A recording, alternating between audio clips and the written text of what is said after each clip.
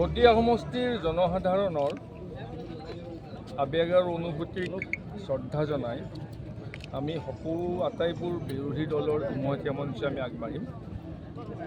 আজি মই কি কৰিম সেইটো ডাঙৰ কথা নহয়, আমাৰ দলবিলাকৰ উমৈহতীয়া মঞ্চৰ চিন্তা চেতনাকহে মই প্ৰতিনিধিত্ব কৰিম।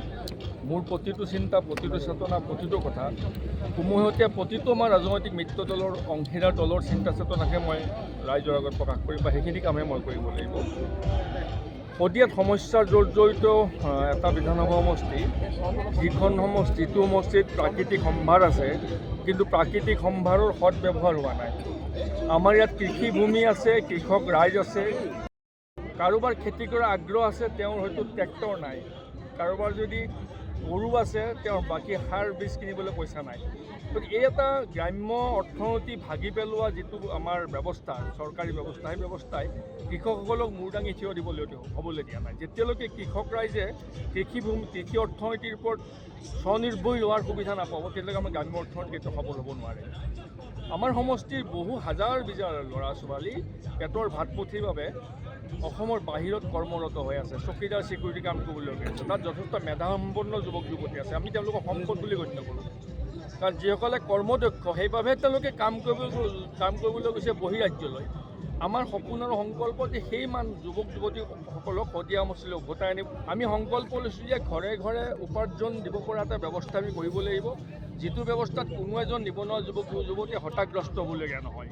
তাতোকে ডাঙৰ কথা যে সুশাসন প্ৰৱৰ্তন কৰাটো আজিৰ দিনত সময়ৰ আহ্বান। মূল্যবোধৰ ভয়ংকৰভাৱে অৱক্ষয় হৈছে, ৰাজনৈতিক বিধি ব্যৱস্থাৰ মূল্যবোধৰ ইমানেই অৱক্ষয় হৈছে যে যাৰ ফলত জনসাধাৰণে সুশাসন কেতিয়াও লাভ কৰাটো সম্ভৱপৰ নহয়। চিকিৎসা ব্যৱস্থা দুৰ্লভ হৈ গৈ আছে। আজি শদিয়া বিধানসভা সমষ্টিৰ পৰা সমষ্টিত যিকোনো এজন মানুহ যদি ৰোগী অকণমানো কঠিন ৰোগ হয়, তেওঁ ডিব্ৰুগড় মেডিকেল যোৱাৰ বাবে তেওঁৰ গত্যন্তৰ নাই আৰু কোনো বিকল্প ইয়াত নাই। কোনো এখন হস্পিটেলতে ভালকৈ উন্নত চিকিৎসা নহয়। মডেল হস্পিটেল বনাইছে হাজাৰ হাজাৰ কোটি কোটি টকা ব্যয় কৰি, তাত কিন্তু চিকিৎসকো নাই, চিকিৎসাও নাই। 9 বজাত চিকিৎসক আহে আৰু 1 বজাত চিকিৎসালয় বন্ধ কৰি দিয়ে। এই ব্যৱস্থাৰে শদিয়া সমষ্টিৰ চিকিৎসা খণ্ড চলি আছে। সুচল শিক্ষা ব্যৱস্থা নাই। যেতিয়ালৈকে চিকিৎসা ব্যৱস্থা, শিক্ষা ব্যৱস্থা সুলভ নহয়, সুচল নহয়, যেতিয়ালৈকে সুশাসন প্ৰৱৰ্তিত নহয়, তেতিয়ালৈকে সমাজত কেতিয়াও সামাজিক ন্যায় প্ৰতিষ্ঠা হ'ব নোৱাৰে। গতিকে জনসাধাৰণে সামাজিক ন্যায় পাব লাগিব। সমাজত আজি যদি মন কৰে, আগতে আমাৰ নিবনুৱা যুৱক যুৱতীবোৰে ঠিকা ঠুকলি কৰিছিল। কোনোবাই 2 লাখ, 4 লাখ, 5 লাখ, 10 লাখ টকা ঠিকে ঠুকলি কৰিছিল। এতিয়া সেই ব্যৱস্থাবোৰ নাই। এতিয়া নিবনুৱা যুৱক যুৱতীয়ে ঠিকা ঠুকলি কৰাৰ কোনো সুবিধা নাই, কাৰণ হিমন্ত বিশ্ব শৰ্মা ডাঙৰীয়া তেওঁৰ আংগু পাংগু অনুগতসকল কেইজনমান ঠিকাদাৰক দি চব 800 কোটি টকা, 1000 কোটি টকাৰ গ্ৰুপত গোটেই ঠিকাবোৰ বিতৰণ কৰি দিছে। যাৰ ফলত আমাৰ নিবনুৱা যুৱক যুৱতীসকল 10 লাখ টকাৰ কাম এটা কৰিম বুলি ভাবিলে সেই সুবিধাটো নাই। জল জীৱন মিছনৰ ঠিকা কৰিলে, পানীও নোলাল, বিলো নাপালে, মন্ত্ৰীয়ে কিন্তু কমিশ্যন পালে।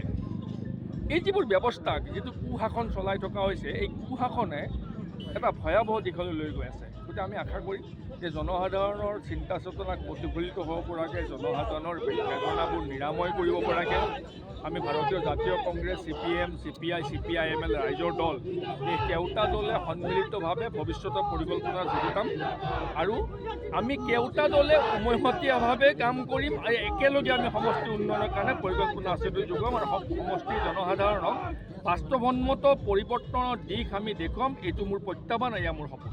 সিন্ডিকেটৰ ৰজা হিচাপে খ্যাত বলিন চিটাৰ বিৰুদ্ধে আপোনাৰ অনুভৱ কেনেকুৱা হ'ব? চাওক, সামগ্ৰিক চিণ্ডিকেট প্ৰক্ৰিয়াটোৰ বিৰুদ্ধে সদায় মই মাত মাতি আছোঁ, কিন্তু আজি মই নিৰ্বাচনী প্ৰক্ৰিয়াটোত ভৰি দি আজি মই ব্যক্তিকেন্দ্ৰিক আক্ৰমণ মই নকৰোঁ। কিন্তু এইটো কথা নিশ্চিত যে কোনো কাৰণতে কোনো ধৰণৰ অবৈধ কাম কাজ হ'ব নালাগে। কাৰণ চিণ্ডিকেটটো মানুহে ভাবে চিণ্ডিকেটটোৱে আমাকনো কি অপকাৰ কৰি আছে, কিন্তু চিণ্ডিকেটে দুৰ্দান্ত অপকাৰ কৰে। কাৰণ চিণ্ডিকেট চলোৱাৰ ফলত অসমৰ মানুহে যিমান দামত এতিয়া মাছ খায়, যদি চিণ্ডিকেট বন্ধ কৰি দিয়ে 100 টকা কমত মাছ খাবলৈ পাব। যিমান ডাঙৰ কণী খায়, চিণ্ডিকেট বন্ধ কৰি দিয়ক, 50 পইচা 1 টকাকৈ দাম কমত কণী খাবলৈ পাব। ব্ৰইলাৰ মাংস যিমানত কিনি খাই আছে, চিণ্ডিকেট বন্ধ কৰি দিয়ক, ব্ৰইলাৰ মাংসৰ দাম কমি যাব। তাৰমানে চিণ্ডিকেট চলাই এছাম মন্ত্ৰী, বিধায়ক আৰু হয়তো মুখ্যমন্ত্ৰীৰ প্ৰত্যক্ষ পৃষ্ঠপোষকতাত হৈ আছে। সেই ব্যৱস্থাটোৱে সাধাৰণ জনসাধাৰণৰ মূৰত মাধমাৰ মাৰি আছে। সাধাৰণ জনসাধাৰণ তাৰ কষ্টফল ভোগ কৰিবলগীয়া আছে। গতিকে এই ব্যৱস্থাটো নিৰাময় কৰিবই লাগিব, বন্ধ হ'বই লাগিব, নহ'লে কেতিয়াও সমাজত সুশাসন প্ৰতিষ্ঠা নহয়, সাধাৰণ জনসাধাৰণ কেতিয়াও ন্যায় নাপায়। মিত্ৰজোঁটৰ প্ৰাৰ্থী হিচাপে আপুনি কিমান ভোটত জয়লাভ কৰাৰ পৰিকল্পনা কিবা হিচাপ নাই, মই তেনেকুৱা জ্যোতিষীও নহয়, গতিকে এনেকুৱা ধৰণৰ মই জ্যোতিষ গণনা নকৰোঁ, গতিকে সেই সম্পৰ্কত মই নকওঁ। জনসাধাৰণৰ ওপৰত এৰি দিছোঁ।